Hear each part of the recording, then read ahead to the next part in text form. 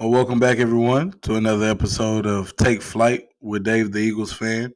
I'm your host, Dave, along with my co host and producer, Kaylin. And we got some fire. Man, week one, finally here. Before I continue, please like and subscribe and share this content with anyone that you know. We really appreciate it as we continue to grow as a channel. Um, it's finally here, though. Week one. And not of the preseason. Week one of the regular season, man. We've been waiting for this for a long time. We are finally here, man, and we got a great matchup to talk about, man. What's up, Kalen?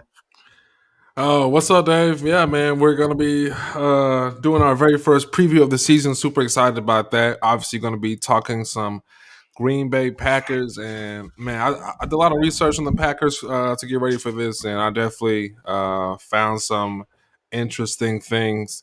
We got a couple of topics that we're going to be hitting as we kind of cover this preview, guys, and we can kind of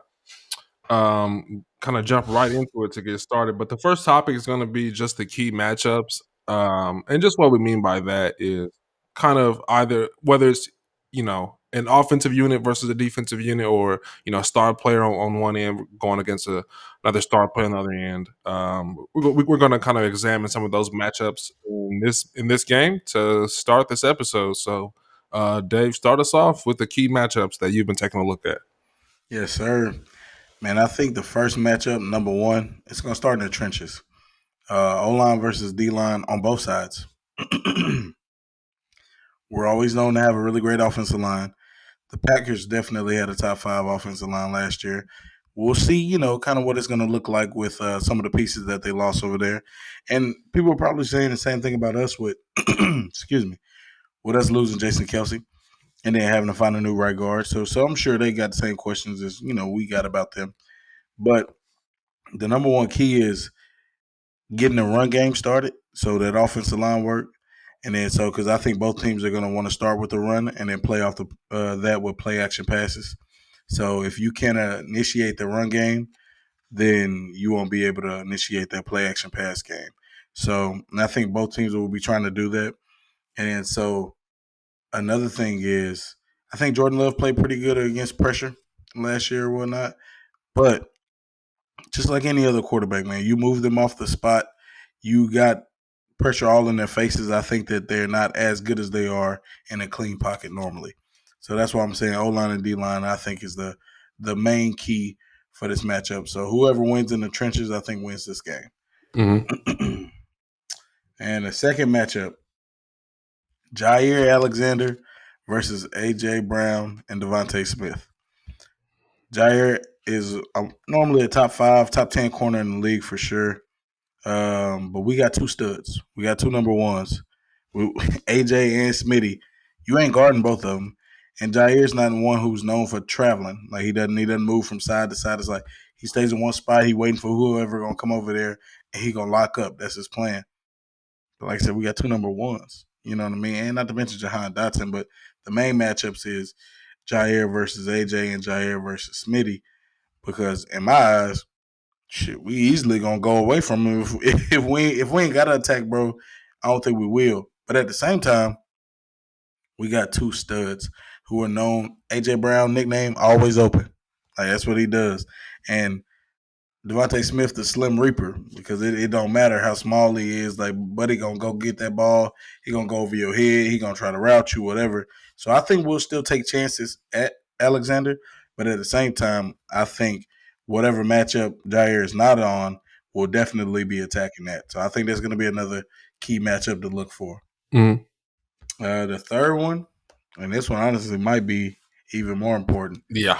but it's Matt LaFleur versus Vic Fangio.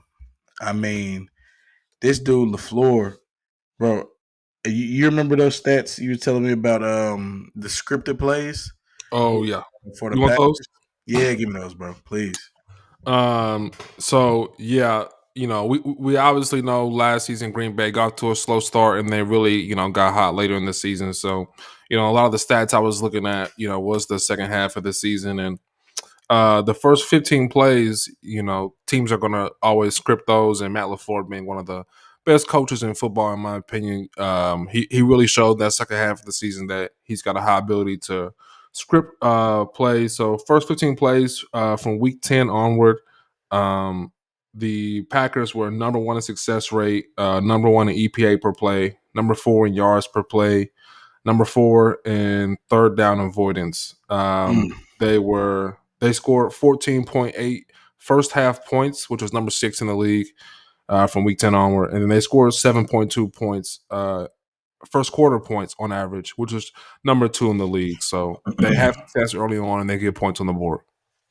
Man, yeah, and what I'm hearing with that is they're gonna have a good offense. Yes. Like we're talking about how great Matt LaFleur is. Obviously, he's an offensive coach, and that dude, his schemes are crazy, and that's why I'm thinking his scheme versus what Vic is doing to offset that.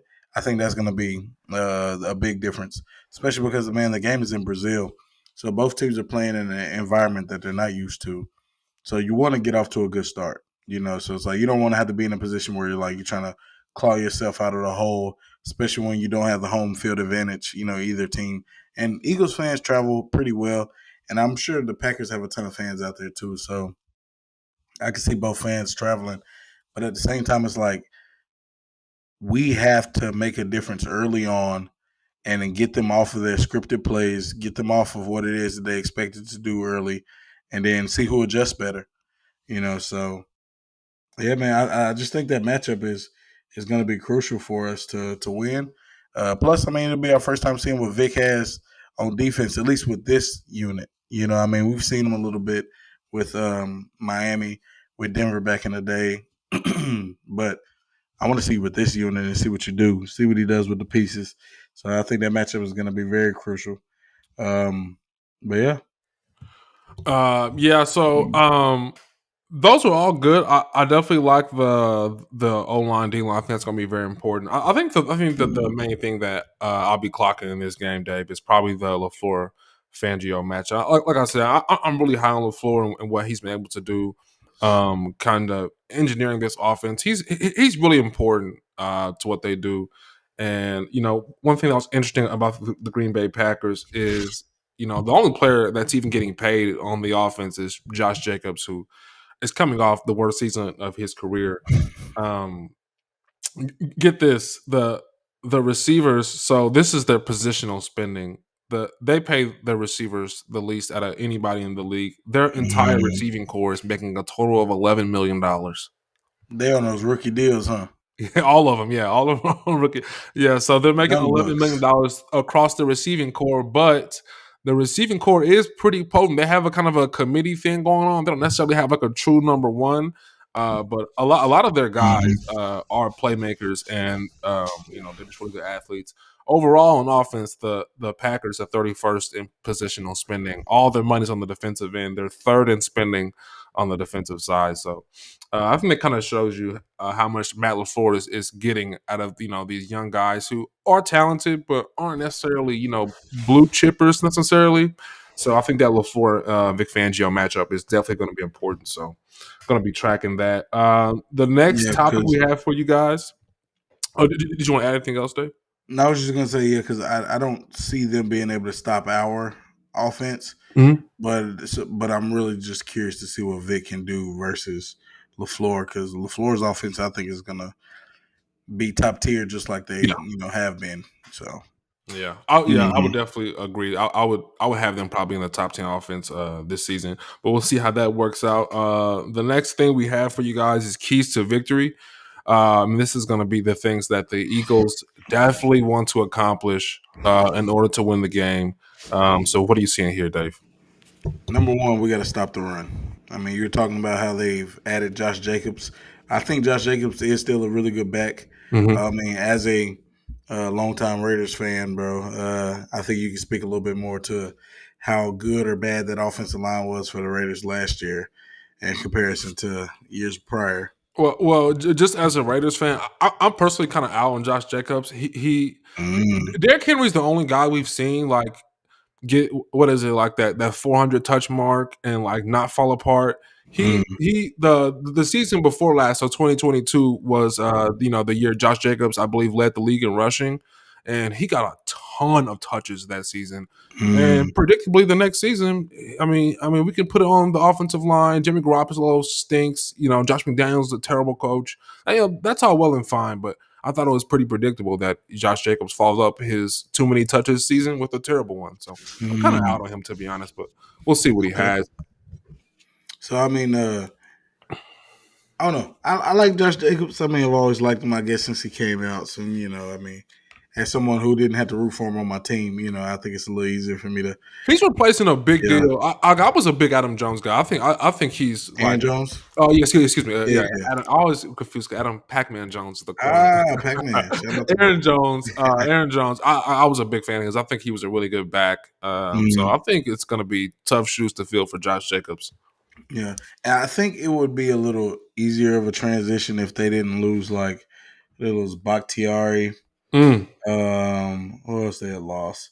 Oh yeah, offensive tackle Bakhtiari, David Bakhtiari, the left guard John Runyon, offensive tackle Yosua Nijman. yeah, yeah. Sorry if I'm butchering his name, but I think all three of them were starting. Were they not? I think Yeah, well, dude, obviously, Bakhtiari, Bakhtiari, yeah, for yeah, sure, and long John time. Runyon too. Yeah, Yeah, so they're losing at least two guys for sure. I'm thinking the other guy might be a starter too because I yeah. think They both drafted that. tackles are They new. drafted that rookie. I think he was a tackle, but they moved him over to guard. He's going to be starting guard for them. Jordan Morgan. Yeah, yeah. Okay, Jordan okay, Morgan.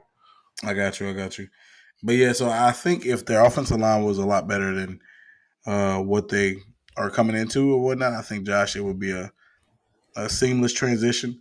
But man, what our main focus is, bro, to win this game is like I said to stop that run because you could see it against the Cowboys in the playoffs when the Packers were playing them. It was running all over the boys like it was nothing, and then as soon as that ball was put in their stomach and they pulled away Mhm. over the top, wide open, naked, So in this, that's one of the toughest things to do, bro. Like when you've seen someone getting downhill over and over again. It's like, you trying to get there. All right, we can't keep letting them run down our throats. Like, all right, let me go fill my gap. Let me go blow up this play. Then all of a sudden you're like, oh hell, hauling ass, trying to run back. Or Lord forbid you was a man as a safety or a DB or whatnot, you trying to go cheat in on that run. Like, oh, bro, now you chasing, trying to get the dude. So I just think if we can stop that run initially, you take away all that play action game. You don't have to worry about it as much, and now we can just make them one dimensional. Yeah, that's really cool insight, Dave. I've actually always kind of like wondered that myself, like how important, like if you don't establish the run game, like how much is that extra, that step in the wrong direction, or that extra little split second where you're going the wrong way, or you don't know who has the ball. Like Mm. how important is that for linebackers specifically? A ton of importance, and then I just think it just becomes even more important the more you move up in the levels. You know what I mean? Yeah. Going from high school to college to the NFL or whatnot, it's gonna get very difficult. So it's just everyone is so much faster. The quarterback gets the ball out of his hands that much quicker. It's like everything is like so minute. They call the game what a game of inches, and Hmm. it's not only just the yard markers and things like that, but also like man, how many times you just seen a pass get through and then the hand was just like just right there and it just missed them. You know what I mean? It's like all that is all those false steps. You step taking a step or two in the wrong direction, and now you're trying to chase back to get back to where you're supposed to be. It messes up everything. It just makes it that much more difficult to guard everything because they can do anything now. And also it helps our defensive line as well. I mean, now if you get them in more predictable passing situations, then okay, then they can just pin their ears back and get after the quarterback, and not have to worry about okay, let me not go too far up the field because we still got to stop the run first. Because a lot of the issues as a defensive lineman is if you start getting up the field too fast, then all of a sudden you create vertical seams for the running back to get through if it was a run play. So it's like as a D lineman now, it's like you don't want to get up the field too fast because you don't want them to open up those seams to run the ball in. But now if it's a pass, you're not even about to get after the quarterback now because he was hesitant. So it just messes with everything, bro. So it's like the more you can put the offense in a predictable situation, the better off we are as a defense. So if we can stop that run early and then put a halt to the play action game for the most part, then I think we'll be more so playing forward than playing on our heels, being conservative and unsure of what's going on. So that's why, to me, that's the number one key to victory, Okay. which leads into the second key to victory, which is getting pressure on Jordan Love. So I only got two keys to victory this time around, and they're both with our defense, more so against their offense than our offense versus their defense, because the defense over there for the Packers, they're looking at their front seven is top eight. They got top 10 front seven for sure. But I'm gonna be honest with you, man. I think with our offensive line, we're gonna be able to run on almost everybody. And I think that will open up our play action game. And then their secondary is like ranked like number 16, so like 50%, through the league or whatnot. So with that being the case, I don't see them stopping us on offense. I can see this being a shootout for sure. So our second key to victory is getting that pressure on Jordan Love. He's still young. This is his second year of playing, so maybe he might not be super young, but this is only his second year actually playing. So at the end of the day, I think with most quarterbacks, if you get them off of their spot, and he's shown to have a little bit of that Patrick Mahomes, a little bit of Aaron Rodgers in him, where he can kind of throw off balance, off of one leg, just being hit, still getting that cannon in there. Look, he looks really talented. I can't deny that. Yeah. But I still think all quarterbacks are a lot better whenever they're just standing there playing 7-on-7. You know what I mean? But when you get back there, you get in his face, you muck it up, you muck up the picture a little bit. It's like everybody now, everything doesn't look like how it was looking in practice during walkthroughs and all this other stuff. And now he has to make different checks and all this other stuff. It's like if we can get that pressure on him, and then which we should anyway, because they got two new tackles. So I need to see Josh Sweat. I need to see Huff. I need to see Nolan Smith getting up in there. I need to see Brandon Graham getting up in there. We need to be applying pressure to him all day. And like also I think Jalen Carter is going to be a big influence right there in the middle as well. But that second key to victory, man, is definitely getting that pressure on Jordan Love and getting him off his spot. Yeah, that's really good, Dave, and that's the same thing that I was tracking as well. Particularly because some of those stats you read off about how good Green Bay is on script, how good their coach is at drawing up those scripted plays. You want to get these guys behind the chains and kind of muck up that script, right? You don't want them just to be able to draw it up and execute exactly how they wanted it. So tackles for loss in the run game. You mentioned stopping the run, and then putting pressure. Sweat and Hub. This is going to be an interesting game for them. They're going up against one of the best offensive lines in the league, but as you said, a lot of the game is going to hinge on it. If they can get to Jordan Love and have him get behind the chains, flush him out of the pocket, and have him, really have to make plays in order to keep the drive going. I'm interested to see if they can do that and if that disrupts their game. So I think that's definitely a good key to victory. Let's keep it pushing. We're going to move on to some of the X factors from the Philadelphia side. Who are the key players, the big guys who have to step up and have a good game in order for Philadelphia to have success this week? Jalen Carter. Yeah. I'm gonna start with the defense, man. Like anybody been watching our videos, you know how big of a fan I am of Jalen Carter. Like I said, the floor, excuse me, the floor for this guy this year is definitely making a Pro Bowl. That's a given in my opinion. And I think he's going to start showcasing that immediately on this Friday night game where we're the only game on TV. And then I think he's going to have an impact very much like Aaron Donald. Aaron Donald will wreck so many game plans. It's crazy. It's like, okay, we're going to scheme up the block system like this, and then we're going to do this. So now it's going to give us time to be able to hit that deep cross, blah, blah, blah.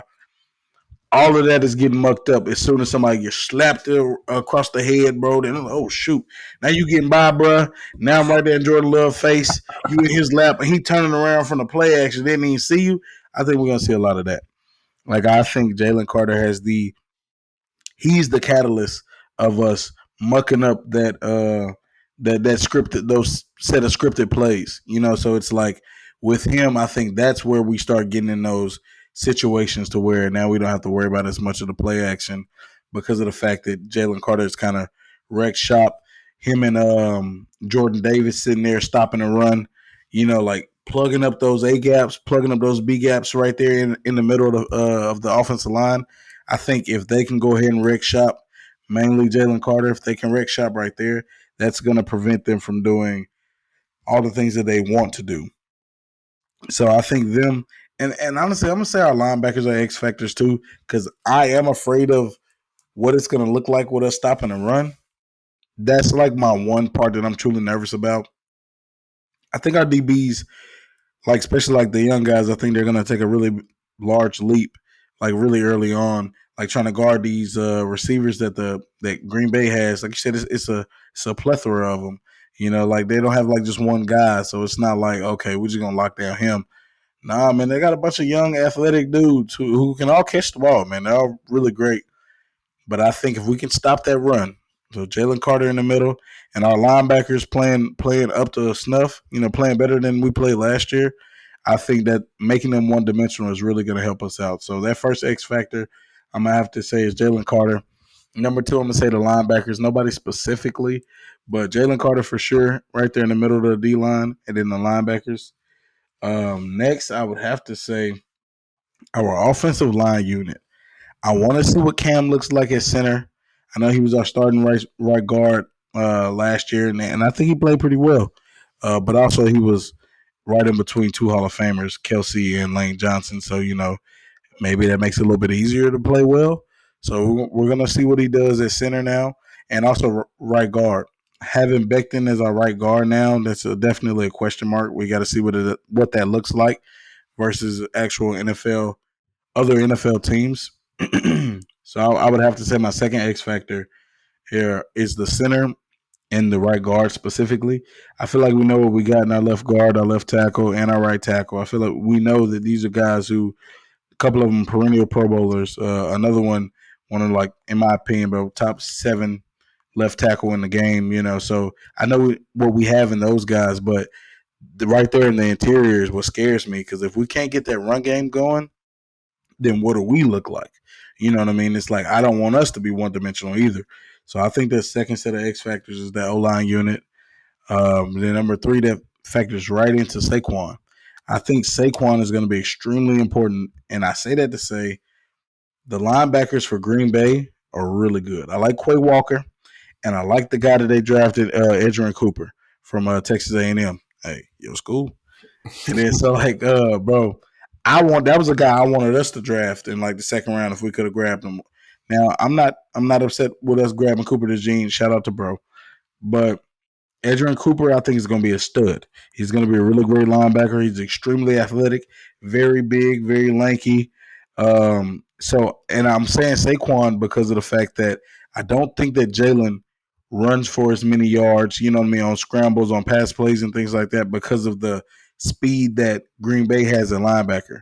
So what I see him doing often is dumping that thing off to Saquon. You know what I mean? Okay, ain't nothing there, ain't nothing there. Saquon, take this and let him go to work against the linebackers instead of Jalen going to work against the linebackers. So I think Saquon is going to be our next X factor because of the checkdowns, because of the maybe some screen plays, some delayed runs, like some draw plays to him and things like that. And then also, like I said, if that offensive line is going, Saquon, I think, will get a lot of touches and he'll be running that ball too. So it's like if we can run the ball with him, that's going to open up the pass game, and also he'll be there for the checkdowns. So that's why, to me, he's the third X factor. So we got Jalen Carter, and mixed with the linebackers, we got the offensive line unit, mainly Cam and Becton at right guard, and then Saquon. We're gonna need him because, like I said, I think the Green Bay do a really great job of spying, and also I think they have a really great front seven. So if Saquon can get off, or if Saquon can get those checkdowns, then we should continue to move the chains. Yeah, I like that. I want to touch on a few guys. Saquon Barkley, I'm all over that as well. Mm-hmm. If you guys played our offensive breakdown episode, I'm big on Saquon Barkley, and like full disclosure, I like pull back the curtain here. Like when I came to Dave want to do this show, it was because he was a locked in football guy. He knew a lot, and he was a passionate Eagles fan. But I've always been a Las Vegas Raiders fan. I don't own any Eagles apparel, but I think the first thing I cop will probably be like a Saquon Barkley jersey. I'm just locked in Yeah. that guy. I'm a big fan of his. I think he's like a likable dude. I think he's a good man, a good person.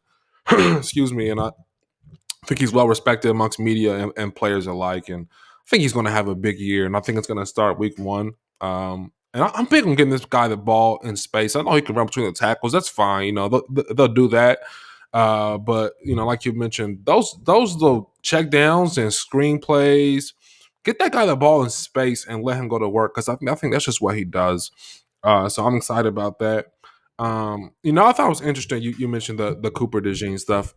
He's such an interesting player, particularly in this Vic Fangio defense, because I think that's the type of guy that Vic would like to have some fun with, and he did a lot of fun stuff with Cooper DeJean in the preseason. We saw Cooper wreaking some havoc in the backfield for a lot of that, sent him on a lot of blitzes, but he's a guy I'm going to be watching kind of all season long because you do want to get value out of your second round pick. He he he, Hmm. he won't be asked to do a lot, but I think he can make some plays for this team, and I hope he does because definitely, like you mentioned, like there were, I feel like other directions you maybe could have gone. I mean, they're Hmm. actually going to have a lot of DBs now on this team. Plethora. Right. After, what happened last year, I kind of understand the vision of it, but, you did take a corner in the first round. So to kind of double Hmm. back in the second round, I hope Cooper DeJean is able to make some plays on the defensive end. So I'll be Yeah. looking. Go ahead. Oh, my bad. No, I was just gonna say, I was listening to Dave and Rube on NBC Sports Philadelphia, and then David made a great point where he was talking about because, like I mentioned to you guys, it's like Quinion is our starting outside corner, but most of the time we'll be in nickel and dime and things like that. So whenever we go to nickel, Q seems to be our best nickel corner. So like he moves into nickel, and then People in the YouTube comments uh, are screaming Isaiah Rodgers is the opposite corner, hey, not Kenyon Mitchell. well, that's what I'm saying though. That's when Isaiah Rogers comes in though. You know what I'm saying? Yeah. I'm telling you, if you catch us in base and we're not in nickel, I'm willing to bet money on it. Q is the other side of Slay. Like Yeah. that's just how it is, and that's Yeah. what they're saying. How it's been in practice. But whenever we go to nickel, that's when Isaiah Rogers goes into the outside corner. And mind you, real quick, Q is definitely the best corner that's not named Slay. Mhm. It's just that Isaiah Rogers, Keely Ringo, I don't think have the abilities to play slot. So it's just okay. Well, let's utilize our first round pick, who's never really did it either, but he's that good to where it's like, well, hey, we can use him over here too. Then you know what I mean. So I was saying all of that to say, if Vic's plan is to get the best set of corners out there that he can every time, maybe halfway through the season, DeJean ends up being one of those guys. And then maybe it's like because DeJean has been working at slot and he's been working at outside. So what if DeJean is like, or what if Vic's like, you know what? I'd rather have DeJean on the field than Rogers. So let me move DeJean to slot and Q just stay on the outside.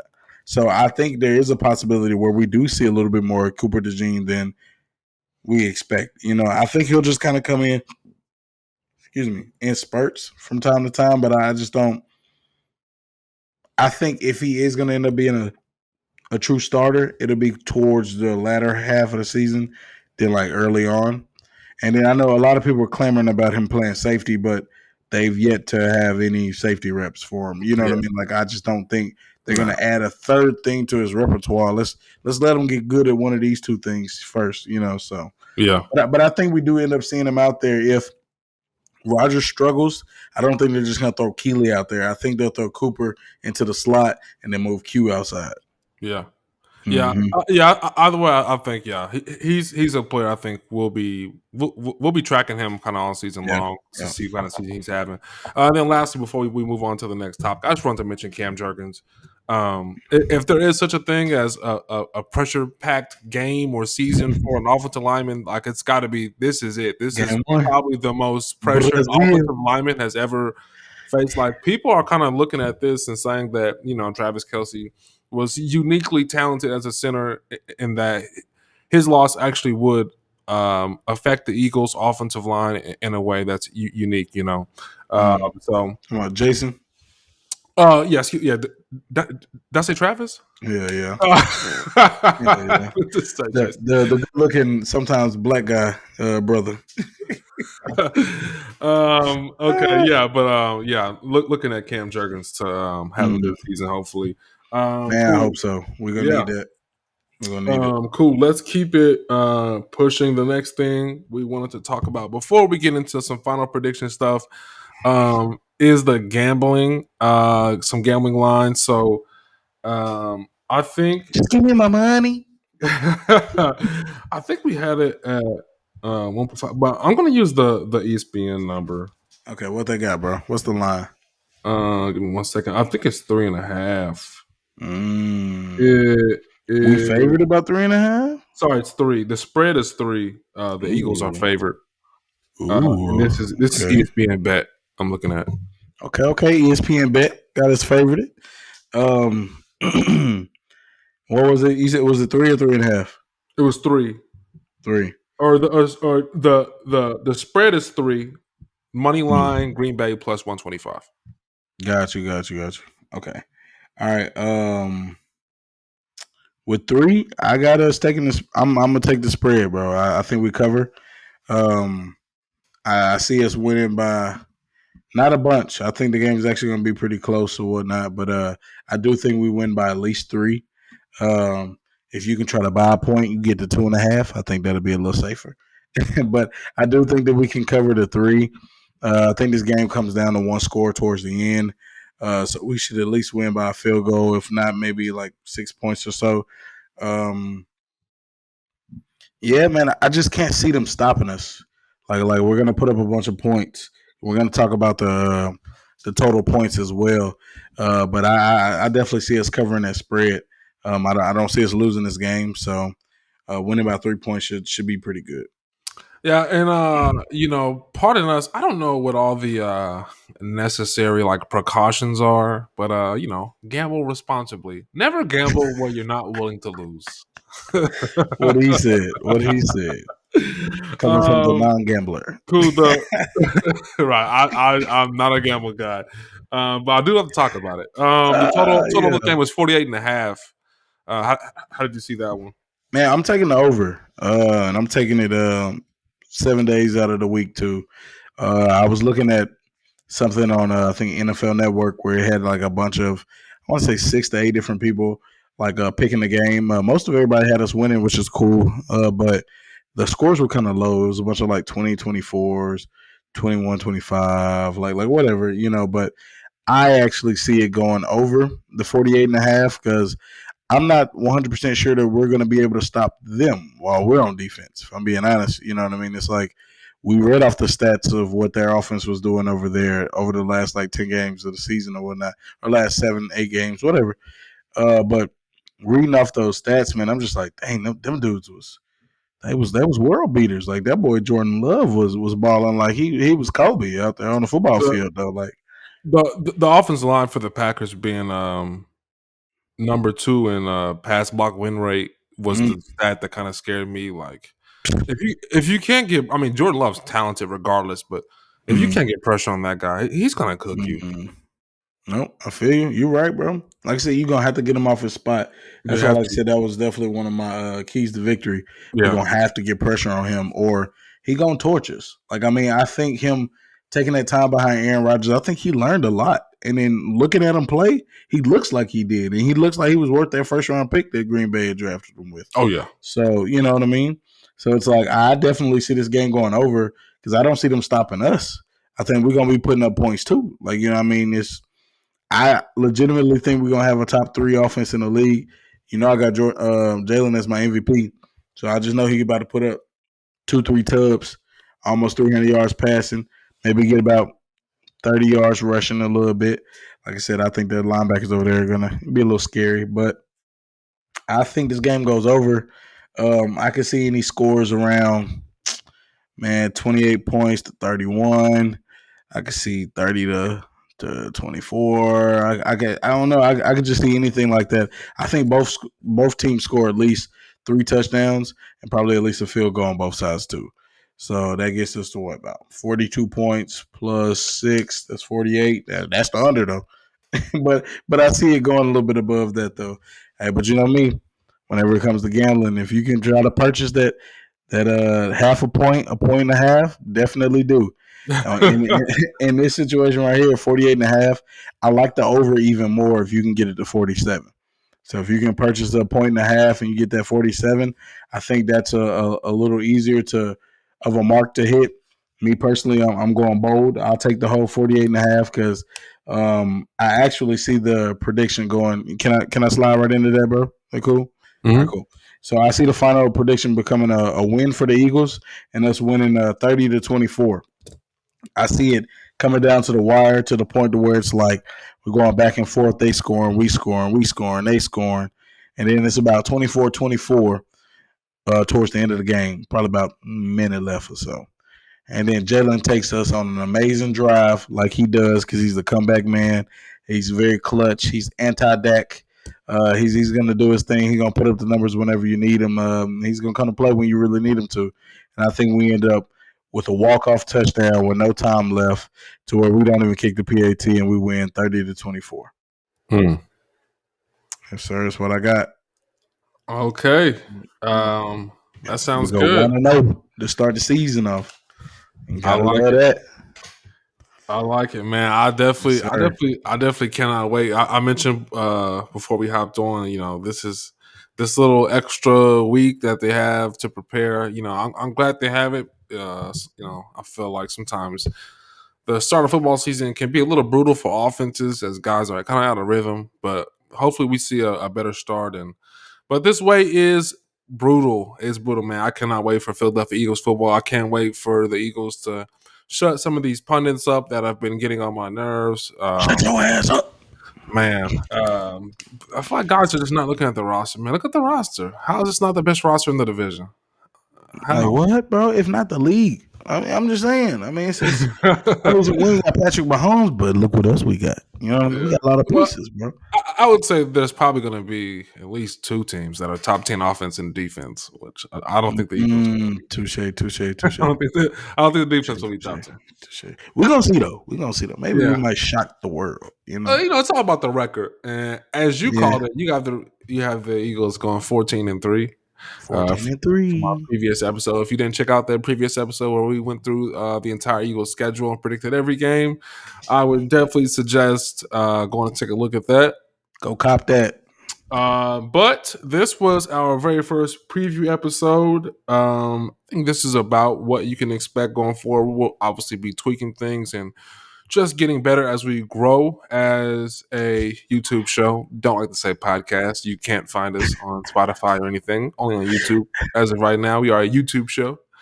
But definitely like and subscribe, guys. We're going to be here all season long. We'll be here again after the game to discuss how it went, hand out grades, do our analysis, and get all that in. That'll be really fun. And until then, guys, we will see you next time.